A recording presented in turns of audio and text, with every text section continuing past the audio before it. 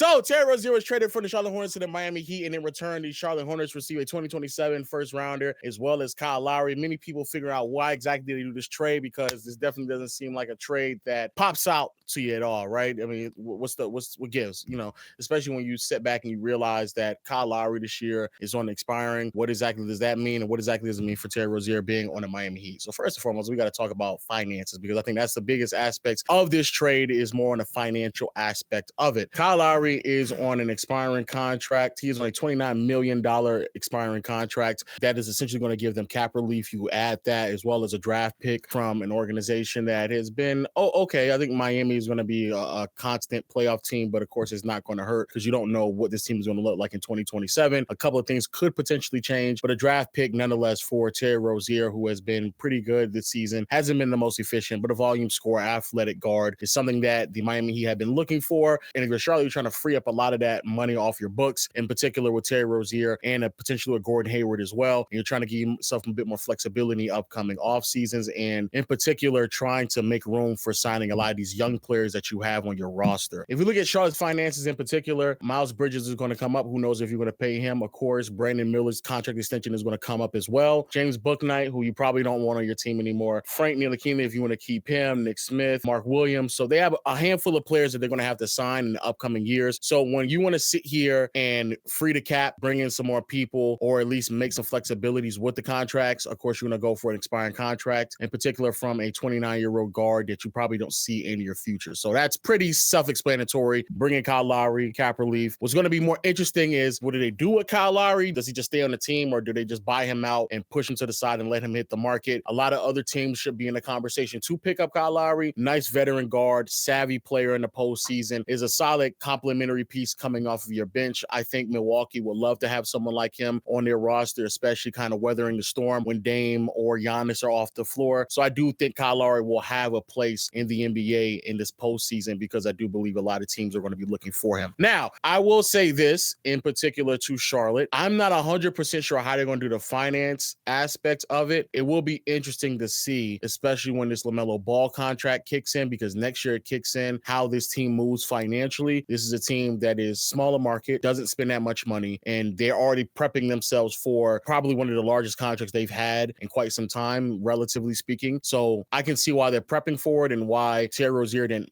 fit in their plans. But as we continue to go down this path of them constantly rebuilding, at some point they're going to have to make large commitments to this team. Now, on the other side, we have the Miami Heat, Terry Rozier. Like I said before, Terry Rozier, solid piece, 29-year-old athletic guard, quick, savvy, and is a bucket, essentially. That he's going to go out there and get you a bucket. So far this season, he's averaging 23.6 assists, 4 rebounds, shooting 45% from the field and 36% from behind the arc. The only takeaway from Terry Rozier is he makes a good amount of money for a player that I don't think really should be making that type of money. When we compare Terry Rozier to the other players in the NBA around his price point, it don't really make too much sense. So when we look at Terry Rozier, we look at the $25 million range. That's in the same ballpark as Jalen Brunson, Triple J, DeJounte Murray, RJ Barrett, Aaron Gordon, Draymond Green, Cam Johnson. I would argue Terry Rozier is towards the bottom of that list. Anthony Simons is probably also there as well, but Anthony Simons got paid off of definitely potential. Anthony Simons got signed off of potential. Terry Rozier is who he is, and so that was probably the biggest takeaway from Rozier is that he's making around $24 to $26 million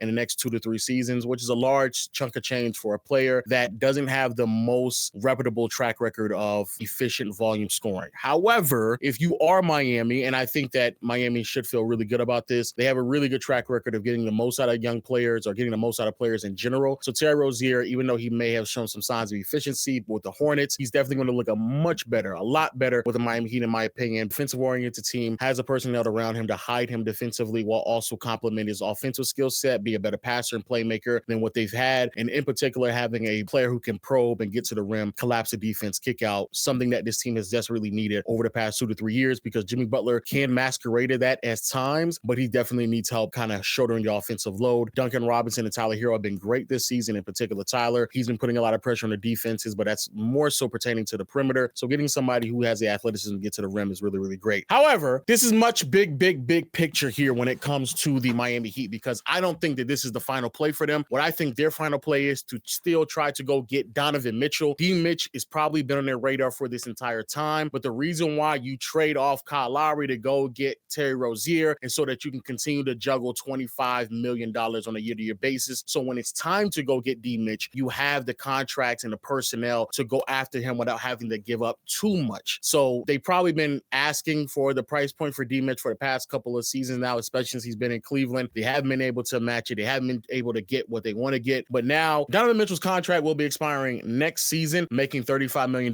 He has one more year after that, but it's a player option. I highly doubt D Mitch, a player of his caliber, undeniably will not be going back to a team that he does not feel like can win him a championship. And on top of that, as a player option, he's going to restructure his contract anyway to try to make as most money as possible. So depending on what happens this year for the Cleveland Cavaliers, a team that has still looked really solid, constantly in the conversation as a top 4 to 5 team in the Eastern Conference. However, I still don't think that they have the personnel to go make deep postseason runs. And I think that's what is inevitably going to be the difference maker from Donovan Mitchell staying and going to another team. And if you are any organization in the NBA that is trying to position and poise yourself to go get D Mitch, you want to continue to have salary on your roster to make sure that you have the ability to go trade for him in a potential sign and trade or go trade for him next season when he's on an expiring contract and he's basically banging down the door in Cleveland and telling them, bro, I'm not staying because I can't win here. Evan Mobley's not making the leap. Me and Garland in the backcourt really not working out too well. I definitely want to give myself a better chance of winning, and I think Miami provides that to them. And if you are Miami, you're definitely more willing to move off of Tyler Hero or Duncan Robinson if you pair them with Terry Rozier now to go get the trade. So I personally feel like that is the bigger picture here, but until we get to that moment, you still want to maximize every single last year that you have with Jimmy Butler, with Bam, with a solid core in a team that can always upset a couple of teams in the playoffs. And Terry Rozier allows that for the Miami Heat this year and potentially next season as well, while also giving them some flexibility financially to match contracts to go after a Donovan Mitchell or possibly even a Joel Embiid, depending on how that situation works out in Philly as well. So I think more or less it's kind of win-win. You're going to get off of Terry Rozier if you're Charlotte. You want to pick up some quality scoring options if you're Miami, while also juggling a contract still to give you some flexibility in the upcoming years. But yo,